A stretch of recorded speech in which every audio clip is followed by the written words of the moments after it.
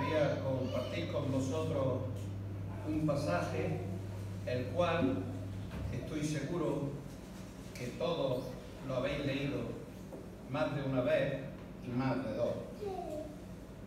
Pero cuando uno se para detenidamente a ver cómo es el pasaje y lo que nos dice ese pasaje, encontramos una cantidad de cosas para el cristiano que es algo grandioso y es algo que siempre tendríamos que tener en cuenta.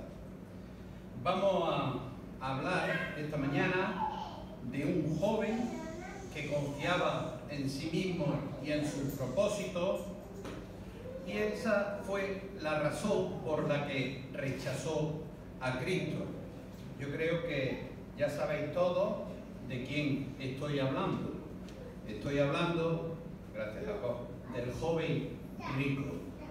Para ello nos vamos a ir al Evangelio de Marcos, al capítulo 10, y vamos a ver los versículos del 17 al 22. Marcos 10, versículo 17 al 22. Dice versículo 17: al salir es para seguir su camino, vino uno corriendo e hincando la rodilla delante de él, le preguntó: Maestro bueno, ¿qué haré para heredar la vida eterna? Jesús le dijo: ¿por qué me llamas bueno? Ninguno hay bueno sino solo uno, Dios. Los mandamientos sabes: no adulteres, no mates, no hurtes, no digas falso testimonio, no defraudes, honra a tu padre y a tu madre. Él entonces, respondiendo, le dijo: Maestro, todo esto he guardado desde mi juventud. Entonces Jesús, mirándole, le amó y le dijo: una cosa te falta, anda, vende todo lo que tienes, dalo a los pobres y tendrás tesoro en el cielo, y ven, sígueme tomando tu cruz. Pero él, afligido por estas palabras, se fue triste porque tenía muchas posesiones. Hasta aquí la palabra de Dios. Si miramos en otro evangelio y queremos saber algo de este joven rico, si nos vamos a Mateo, al capítulo 19, pues sabemos que era un joven rico, y si nos vamos a Lucas, capítulo 18, nos dice que era un hombre principal, lo que quería decir que pertenecía a una familia noble y distinguida. Como hemos leído en Marcos, los versículos 19 y 20, vemos que llevaba una vida moral ejemplar, y en el 21 quizás, pues aquí, o yo por lo menos puedo deducir que era un chico agradable, que era simpático, y fijaros que mirándolo el Señor le amó. A primera vista parece un joven que prometía. Vino corriendo a donde estaba Jesús y se arrodilló delante de él, manifestando un comportamiento algo inusual, ya que era un joven de alta categoría.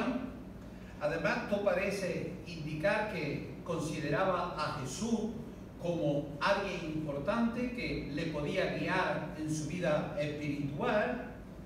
Y si leemos el pasaje, pues podemos concluir diciendo que este joven representaba todo lo mejor que se puede ver en el hombre natural hoy en día.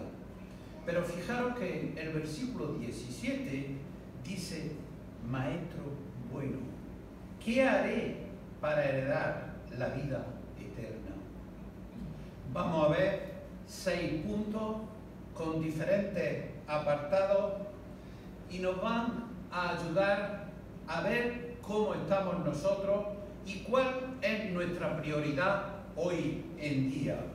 En primer lugar, vamos a ver el anhelo que tenía este joven. Si Sin embargo, vemos que a pesar de tener todas las cualidades o algunas buenas cualidades, el joven comprendía que le faltaba algo. En su corazón seguía habiendo un vacío que no podía ser llenado por nada, con ninguna de las cosas que él había alcanzado en esta vida. Y claro está, lo que le faltaba era la salvación, o como él lo expresa, la vida eterna. ¿Y de qué, hermano? ¿De qué sirve ganar el mundo entero si se pierde el alma? ¿De qué puede servir todas las cosas que podemos tener en esta vida si no las vamos a poder disfrutar más allá de la muerte? La vida es corta. La vida es corta. Este joven anhelaba perpetuar su estado más allá de la muerte. Aparentemente, este joven era sincero en la pregunta que le hizo a Jesús. También daba la impresión de que deseaba intensamente lo que estaba pidiéndole. Si nosotros vemos una persona así, ¿qué es lo que diríamos? Está a puntito de convertirse. Una persona con esas características, diríamos, está a puntito de convertirse. Pero hermano, ¿qué concepto tenía él de la vida eterna? Este hombre era judío, era conocedor del Antiguo Testamento. Del Antiguo Testamento, pues, poco se habla de la vida eterna. Él se habría formado en esto, pero era corto, pero es corto si lo comparamos con el Nuevo Testamento. En el Antiguo era poco lo que se decía acerca de la vida eterna, y hay un pasaje que tal vez este joven también lo sabría, que es el que nos habla claro y conocía bien, que se encuentra en Daniel capítulo 12. Daniel capítulo 12, versículo 2, el profeta decía: y muchos de los que duermen en el polvo de la tierra serán despertados, unos para vida eterna y otros para vergüenza y confusión perpetua. Para los judíos del tiempo de Jesús que creían en la vida eterna, esto se asociaba a la resurrección de los muertos. Como veremos ahora un poco más adelante, lo que este hombre deseaba era poder seguir disfrutando en la resurrección de todo lo que poseía aquí en la vida. Este era el mismo concepto que tenían los fariseos, el mismo concepto que tenían los fariseos de la resurrección. Para ellos, la nueva vida de resurrección sería perpetua al actual. Y claro está, este concepto podía ser atractivo para un joven que era rico o bien posicionado como era él, pero sería trágico para una persona que estuviera enferma, que fuera pobre o que fuera viejo. Pero hermano, nosotros podemos respirar tranquilos, porque como el mismo Señor explica más adelante, la resurrección establecerá un nuevo orden en todos los niveles de la vida. Lo que parecía evidente es que para este hombre lo más importante que había en ese mundo venidero era el poder llevarse lo que aquí tenía. ¡Qué concepto tan mezquino de lo que es la vida eterna! Y el Señor tuvo que corregirle este grave error y mostrarle en qué consistía realmente la vida eterna. Juan capítulo 17, versículo 3, ¿qué es lo que dice? Dice: y esta es la vida eterna, que te conozcan a ti, al único Dios verdadero, y a Jesucristo, a quien ha enviado.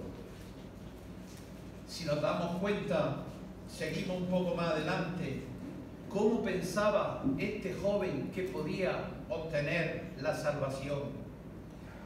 Aunque no vamos a dudar de la sinceridad de este joven en ningún momento y en el anhelo que tenía por la salvación, esto no era suficiente para alcanzar la salvación.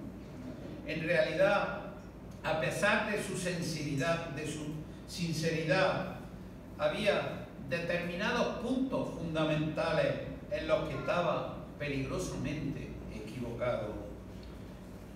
Comencemos por observar cómo pensaba que podría conseguir la salvación. Fijaros, hermano, por la manera que formula su pregunta, resulta evidente que él creía que podía alcanzar la salvación por sus propios medios. ¿Qué haré?, preguntó. Tal vez pensaba que tenía que hacer un último esfuerzo, alguna obra especial que le diera ese empujón final para entrar en la salvación. Y ante esto, ¿qué es lo que tenemos? Pues vemos que tenía una duda y que no tenía seguridad de lo que es la vida eterna. Lo cierto es que pidió al Señor información para heredar la vida eterna, y es porque él no tenía certeza de que fuera a disfrutarla después de la muerte. Y esto siempre pasa, hermano. Esa inseguridad es la que acompaña durante toda la vida a aquellos que creen que la salvación depende de sus buenas obras. Nunca saben si han hecho lo suficiente y han sido de la calidad necesaria para recibir la salvación. Por eso, la duda nunca les desaparece.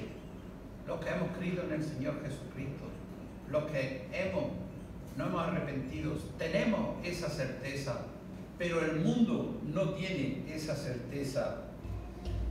El joven pensaba que había cumplido todos los mandamientos, pero sin embargo se sentía perturbado, sin paz en su corazón, lleno de ansiedad, como hoy está el mundo, hermano.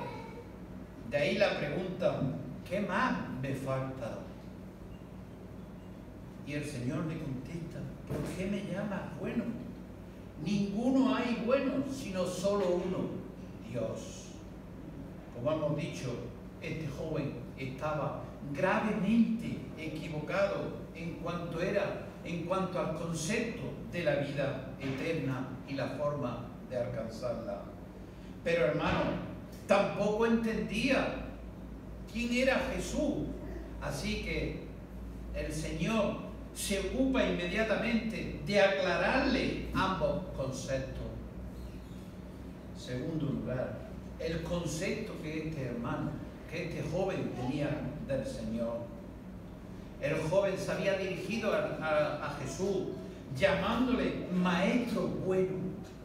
Tal vez esperaba que el Señor se sintiera honrado en esa forma por tratarlo así, pero el hecho es que no fue así. Porque ¿qué le dice?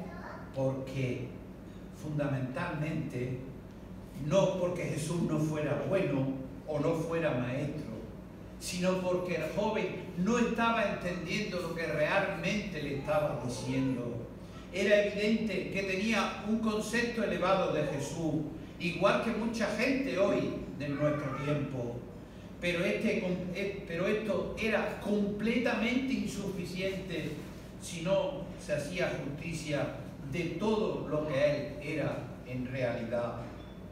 El Señor empezó por analizar la forma en la que el joven usaba el término bueno. Para ello hizo la siguiente afirmación: ninguno hay bueno, sino solo uno, Dios. De aquí se desprenden dos conclusiones fundamentales, hermano. La primera deducción lógica es que el joven no era bueno. Por mucho que se esforzara, nunca lo iba a hacer. Solo Dios es bueno. Y queda otra cuestión que quizá la más importante, ¿era Jesús bueno? ¿Quería decir el joven cuando le llamó? ¿Qué quería decir el joven cuando le llamó bueno? Según esta afirmación, Jesús solo podía ser bueno si era Dios. ¿Era esto lo que el joven quería decir en ese momento? Quizás vemos como a partir de aquí ese joven se da cuenta que estaba utilizando el término bueno a la ligera, como solemos decir nosotros. A partir de aquí, cuando vuelve a dirigirse a Jesús, simplemente le llama maestro. De esto se deduce que había usado el término bueno con el propósito de hacer un cumplido a Jesús. Pero no porque pensara realmente que era el Dios encarnado.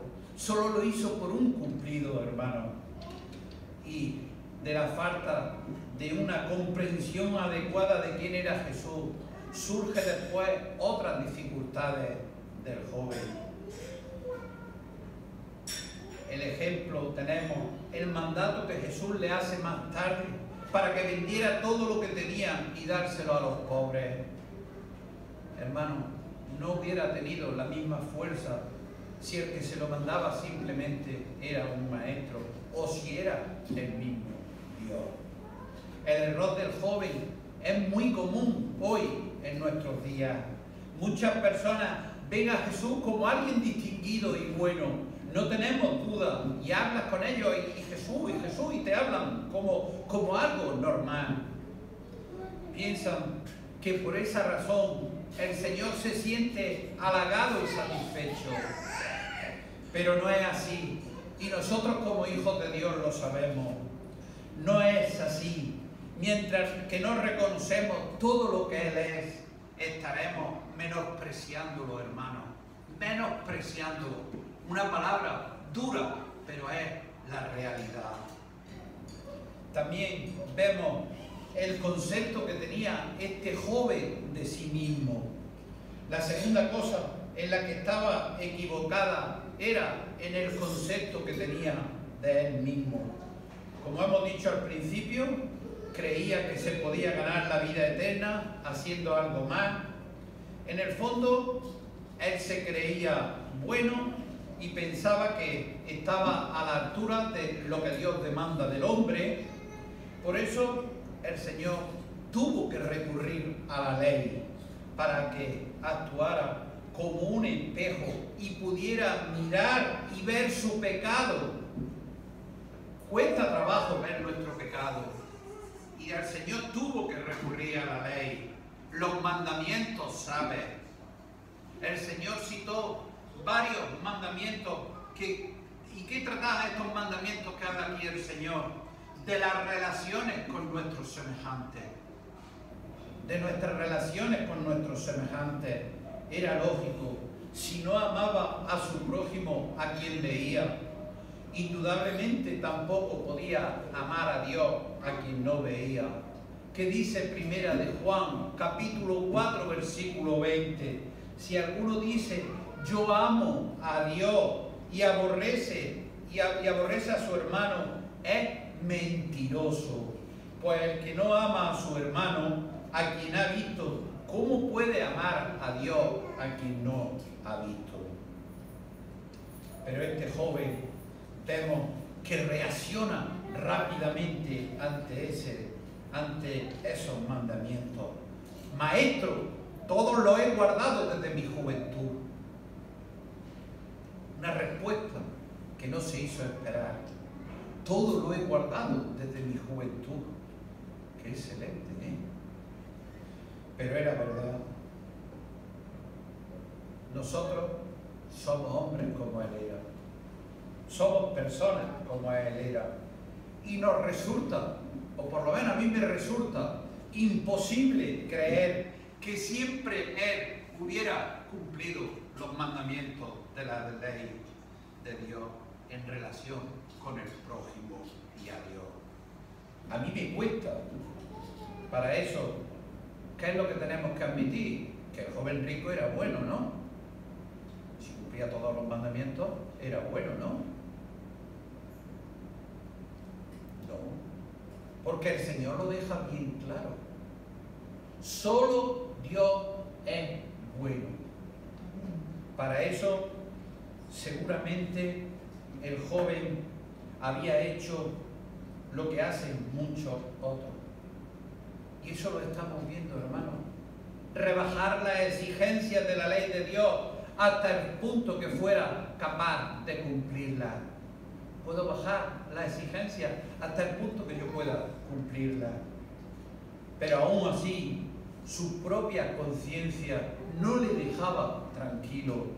Y como él mismo dijo, sabía que le faltaba algo. Hermano, este era un error muy común entre los judíos del tiempo de Jesús. Se conformaban con un cumplimiento externo de la ley, algo que reprendió el Señor duramente a lo largo de todo el Sermón del Monte. Lo hemos visto con Gerson. Mateo capítulo 5, versículo 7, bienaventurados los misericordiosos porque ellos alcanzarán la misericordia. Tenemos más ejemplos. Mateo capítulo 5, versículo 21 y 22, dice: oísteis que fue dicho a los antiguos, no matarás, y cualquiera que matare será culpable de juicio. Pero yo os digo que cualquiera que se enoje contra su hermano será culpable de juicio, y cualquiera que diga necio a su hermano será culpable ante el concilio, y cualquiera que le diga fauto quedará expuesto al infierno de fuego. Si seguimos un poco más adelante, versículos 27 y 28, dice: oí que fue dicho, no cometerás adulterio, pero yo os digo que cualquiera que mira a una mujer para codiciarla, ya adulteró con ella en su corazón. Por tanto, hermano, el joven creía que podía guardar la ley de Dios perfectamente, y de hecho ya lo había estado haciendo desde su juventud. Pero el Señor sabía que no era cierto. El Señor lo sabe todo. Pero sin embargo, no era el momento de mantener una discusión pública con este joven para determinar hasta qué punto era verdad lo que decía. El Señor eligió otro camino, uno en el que quedaría claramente demostrado el concepto que este joven tenía del Señor, hasta el punto de que si era capaz de amar a su prójimo tal como él había dicho, porque había cumplido todos los mandamientos, entonces tendría que amar a su prójimo como él había dicho. Pero fijaros, hermanos, qué expresión tan bonita. Entonces Jesús, mirándole, le amó.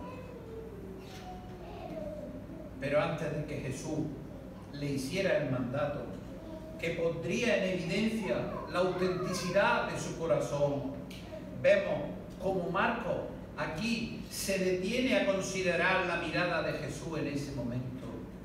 Entonces Jesús, mirándole, le amó. Pero hermano, ¿cuál era el significado de esta mirada? Era una mirada de amor. Este es un detalle bastante importante, hermano, porque lo que luego le iba a mandar, a pesar de lo duro que podía resultar, al parecer de todo lo que podíamos pensar de lo duro que era fruto del amor de Dios. Era fruto del amor de Dios. También había mucho de compasión por aquel joven. En lo que veía, el Señor veía que había una extraña mezcla de fervor con ignorancia. Muchas veces vemos esas personas con ese fervor, pero luego hay una ignorancia. Y el Señor le dice: una cosa te falta. Anda, vende todo lo que tienes y dádelo a los pobres. ¿Cuánto le faltaba al joven para tener la vida eterna? El Señor contestó a la pregunta del joven, diciéndole que diciéndole lo que le faltaba para heredar la vida eterna. Una cosa te falta: vende todo lo que tienes y dalo a los pobres. Tal vez podamos pensar que el Señor no vio tan mal al joven. Después de todo, solo le dijo que le faltaba una cosa. ¿Cuántas cosas nos faltan a nosotros, hermanos? ¿Cuántas cosas nos faltan a nosotros para ser seguidores ejemplares del Señor? Pero esa no era la cuestión. Al joven le faltaba solo una cosa, precisamente la única que es necesaria para tener la salvación. Hechos, capítulo 16, versículos 30 y 31, ¿qué es lo que dice? Señores, ¿qué debo hacer para ser salvo? Ellos dijeron: cree en el Señor Jesucristo y serás salvo. Y llegamos al momento de la verdad. El Señor lo estaba llevando hasta una encrucijada a este joven. ¿Creería en el Señor y le obedecería? Por supuesto, aquí se trataba de creer en Cristo como Dios, porque ¿quién más tendría autoridad para hacer un mandato de esas características o de esa semejanza a la que estaba haciendo Jesús? También llega el momento y la oportunidad de demostrar cuánto amaba realmente a su prójimo este joven.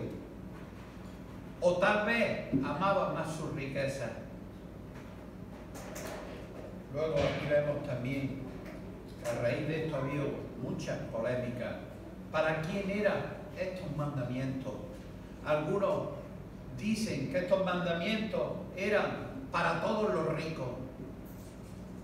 Hermano, si fuera así, lo primero que tendríamos que resolver es quién está dentro de la categoría de rico, y esto parece que es muy difícil de determinar, porque incluso se habla de países ricos y países pobres. Y puesto que en la palabra de Dios no encontramos un mandamiento general a estas personas ricas a que hagan lo mismo, creo que se trataba de algo específico para este joven en ese momento. Le serviría, que era para que le sirviera a ese joven lo que realmente había en su corazón. Además, cuando vemos la palabra de Dios, vemos que algunos fueron ricos en la palabra de Dios, que tuvieron muchas bendiciones en la palabra de Dios y no tuvieron que darle a los pobres. Tenemos el ejemplo de Isaac en Génesis capítulo 26, versículo 13, el de su padre Abraham. Por eso, hermano, dicho esto, no debemos olvidar que, sin embargo, que el principio que encontramos aquí es el valor permanente para todos. Cuando las riquezas, hermanos, llegan a ser un impedimento para seguir al Señor, será preciso deshacerse de ella. De la misma manera que nos cortamos una mano o un pie, como dice Marcos capítulo 9, versículo 43 al 48, ocasiones de caer. Por supuesto, hermano, nunca debemos considerar que lo que tenemos es nuestro. Ese es el grave error. Lo que tenemos no es nuestro, sino que somos administradores de los bienes de Dios, que nos tiene que quedar esto claro, que a veces se nos olvida, y que debemos utilizarlo siempre para su gloria. No tenemos nada. Nosotros todo nos lo da el Señor y somos administradores de su dinero. Tenemos ejemplos en la palabra de Dios que repartían todo en Hechos capítulo 2 y Hechos capítulo 4. Y aquí surge otra pregunta. ¿Se habría salvado si hubiera vendido todas sus posesiones?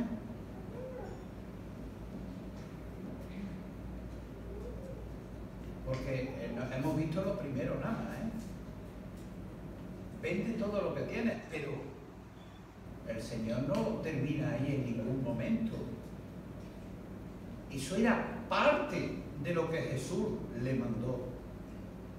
Porque no hay que olvidar que a continuación le dice: ven, sígueme tomando tu cruz. Por otro lado, hermano, no debemos olvidar cuál era el propósito de este mandamiento. Hemos explicado que el joven pueda ser buena persona. El primer paso para recibir la salvación era reconocer sus pecados.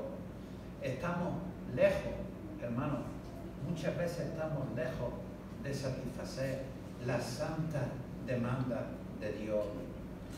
Hay que estar están lejos. Efesios capítulo 2, versículos 8 y 9, ¿qué es lo que dice? Porque por gracia sois salvos por medio de la fe. Y esto no es de vosotros, pues es don de Dios. No por obra, para que nadie se gloríe. Por eso, hermano, este mandamiento se dio para hacerle ver que era un pecador. Para hacerle ver a ese joven que era pecador. Y que estaba mucho más lejos de amar sinceramente a su prójimo de lo que realmente él decía. Tal vez no habría robado nunca, pero tampoco era capaz de compartir con generosidad y alegría lo que tenía con los más necesitados. Y tendrá tesoro en el cielo. El mandamiento que el Señor le mandó aquí le tocó bien, como nosotros solemos decir, le puso el dedo en la llaga. Esta era la prueba que de verdad era la que de verdad deseaba, a ver si este joven quería tener vida eterna. Anhelaba tanto todo como para dejar todo lo que tenía y seguir al Señor. Pues vemos que no. Tenía un concepto equivocado de la resurrección. El joven volvía a tener otro problema a causa de su teología, como hemos visto al principio. Pensaba que la vida eterna en la resurrección sería una continuación de la vida tal como la estaba viviendo ahora. En ese caso, si se desprendía de todo lo que tenía, iba a llegar a la vida eterna sin nada. Cachín la mano. Y eso era algo que no estaba pensado en su mente y en su corazón. Eso es algo que no estaba ni en su mente ni en su resurrección.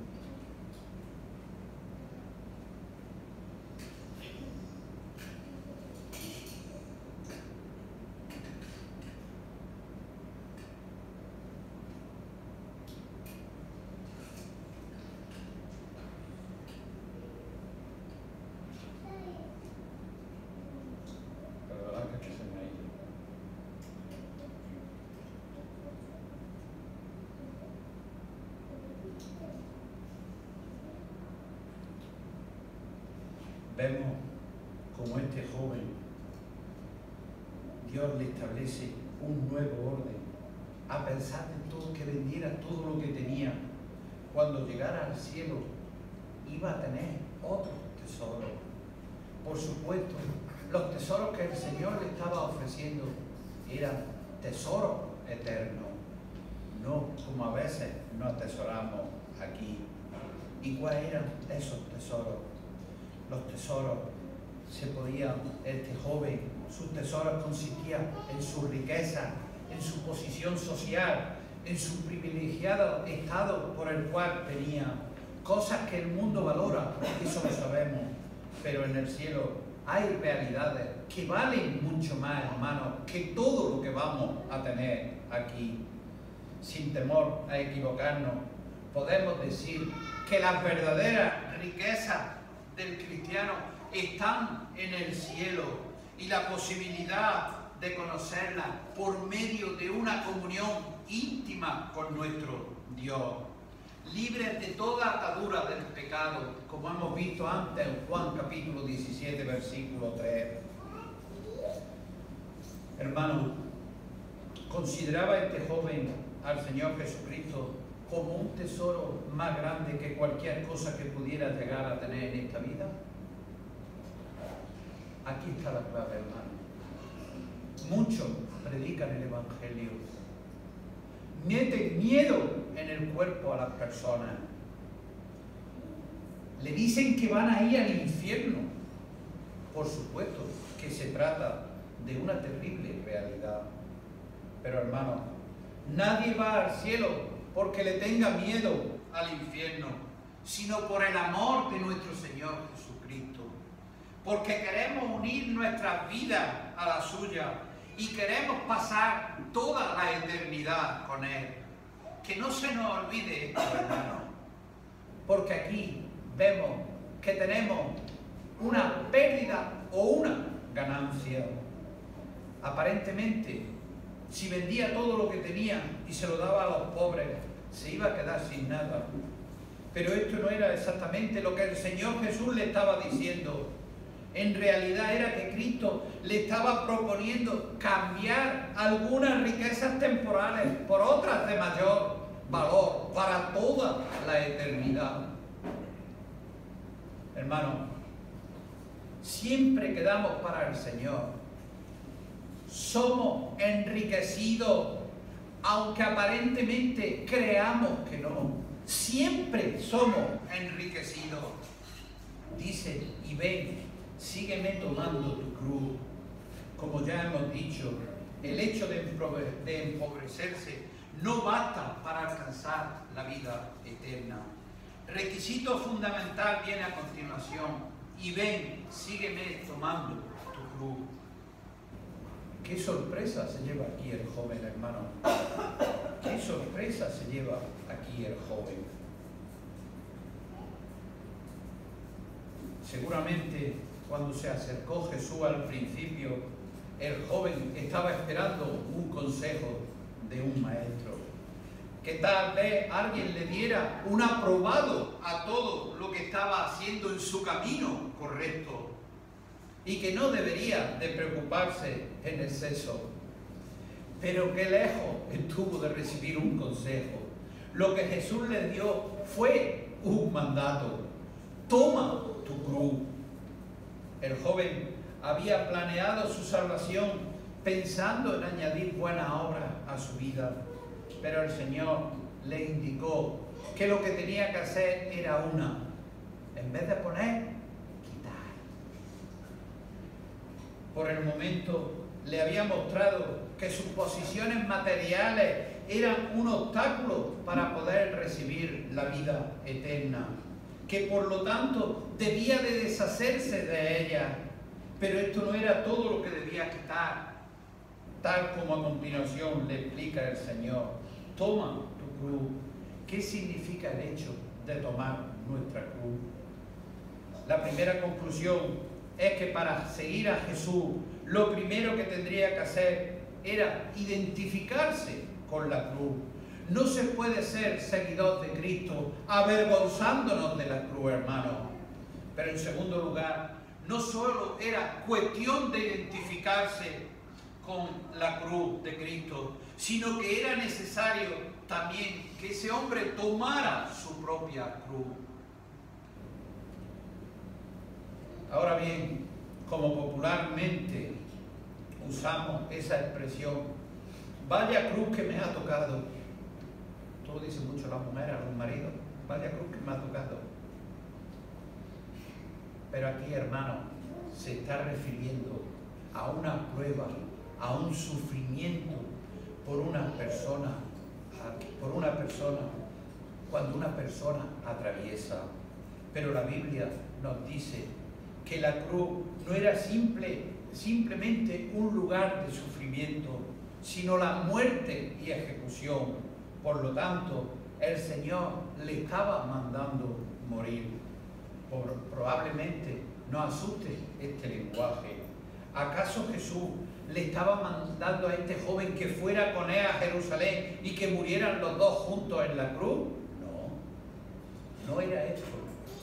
Lo que le quería decir es que si quería ser un seguidor suyo, tenía que morir, pero no físicamente, Se trataba de dar muerte a aquello que había en él, aquello que le estorbaba, aquello que le ofendía, aquello que era desagradable a Dios. Y Pablo, tenemos una consideración: muertos al pecado. Romanos capítulo 6, versículo 11. Así también vosotros consideraos muertos al pecado, pero vivos para Dios en Cristo Jesús, Señor nuestro. No olvidemos que esto no era algo que solo tenía que hacer este joven, sino que el requisito para todo aquel que quiere ser cristiano.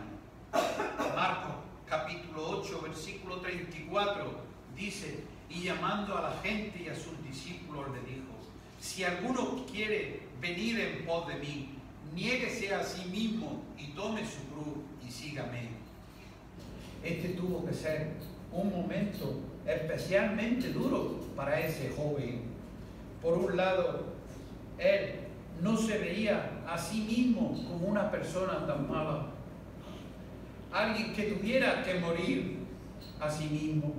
Por otro lado, el concepto que él tenía de Jesús no era tan elevado como para obedecerle en algo que en tal caso solo Dios podía mandarle.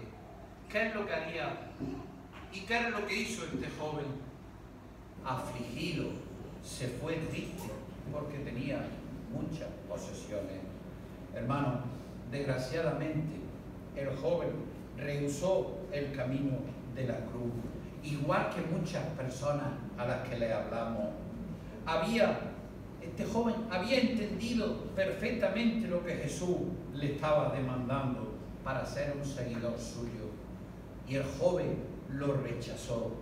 Decidió quedarse con sus muchas posesiones en lugar de con Cristo. Tan lleno de entusiasmo como llegó allí al Señor, y tan triste como se fue.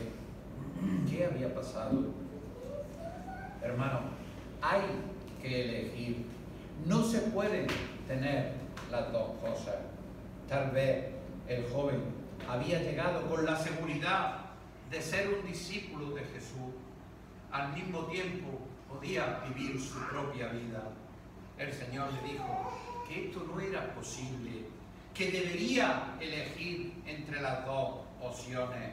Hermano, no se puede servir a dos señores. Seguir a Jesús es incompatible con tener otros dioses o ídolos, Cristo exige lealtad absoluta. Mateo capítulo 6, versículo 24. Ninguno puede servir a dos señores, porque aborrecerá al uno y amará al otro, o estimará al uno y amará al otro. No podéis servir a Dios y a la riqueza.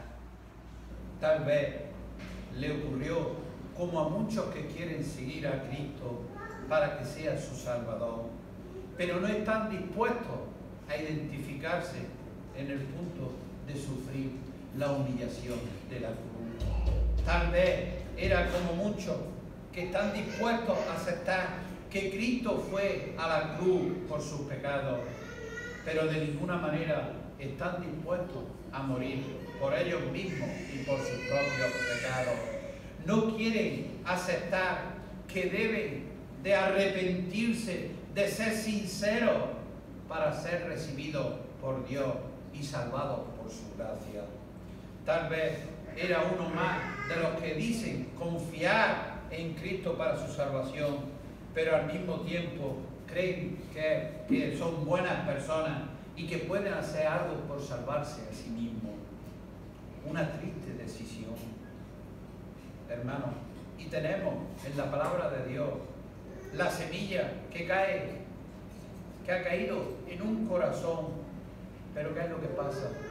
El engaño de su riqueza lo habían ahogado, como cuando cae el trigo entre espinos en Marcos capítulo 4, versículo 19. Desgraciadamente, su elección fue la misma que millones de personas de nuestros tiempos hacen todos los días. Había rechazado a Jesús para quedarse con su riqueza. Eso era lo que él quería. sin embargo, no le produjo ninguna alegría y de hecho dice que se fue triste. Una tristeza que era el anticipo de la terrible angustia que le acompañara toda la eternidad.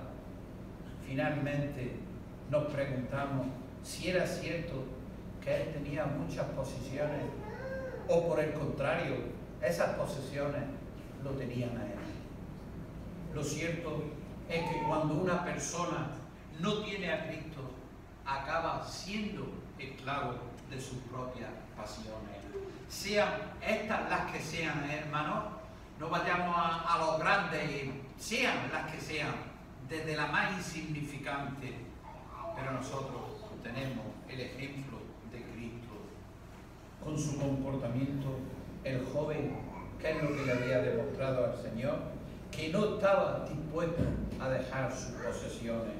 Aunque el Señor le prometió unas riquezas celestiales para toda la vida. Y ante esa desconfianza y rechazo, tenemos el ejemplo supremo de Cristo, lo que hizo por el joven y por todos nosotros.